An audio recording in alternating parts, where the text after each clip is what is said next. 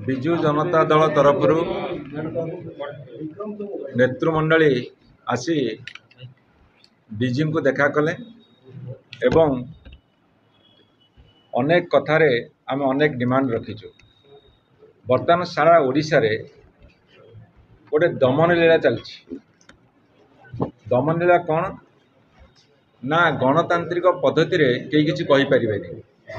जे कहिबे ताकू जे कोनसी मते दमन करा जिवो एवं तापरे सारा ओडिशा रे आपणकर माननीय गणमाध्यम रे आसीछि गत 5 मास भितर 1256टा महिला मान ऊपर अत्याचार होइछि एवं भुवनेश्वर बर्तमान छिनतेरे नंबर 1 संबलपुर डकैतरे नंबर 1 डकैत हवारे एवं जो माने शासक दलर समर्थक से माने जेते बड़ अपराध कले मध्य से मानकु छाड़ी दिया जाउछि। देखंतु जाजपुर गोटे घटना मु उदाहरण आपण मानकु देबी।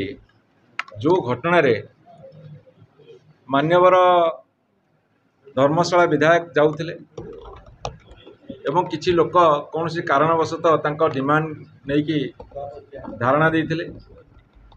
एम्बुलेंस पछे पछे से गाड़ी को लेकिन चली गले।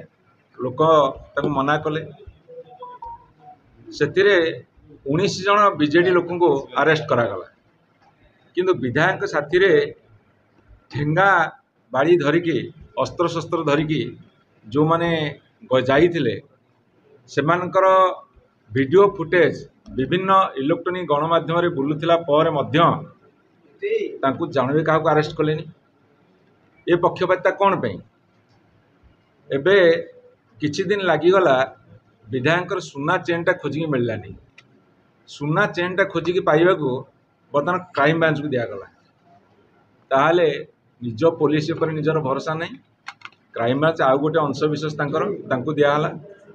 आम आशा करूँ सुना चेनटा केते शीघ्र मिलिबो। आम आशा करूँ जो माने ठेंगाबाड़ी अस्त्र शस्त्र नहीं जाइथिले से माने केते दिन भीतर अरेस्ट हेबे। जदि पुलिस काम करिवो ताले निरपेक्षतार से काम करू।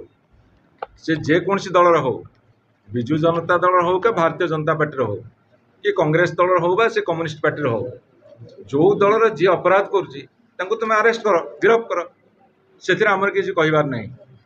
किंतु जो माने जगह पर नथिबे सब बड़ कथा हूँ जे भव प्रकाश दास जड़े पेसेंट तांकु जो भाई भाव में अरेस्ट कर भितर पुराई एटा गोटे अमानवीय घटना।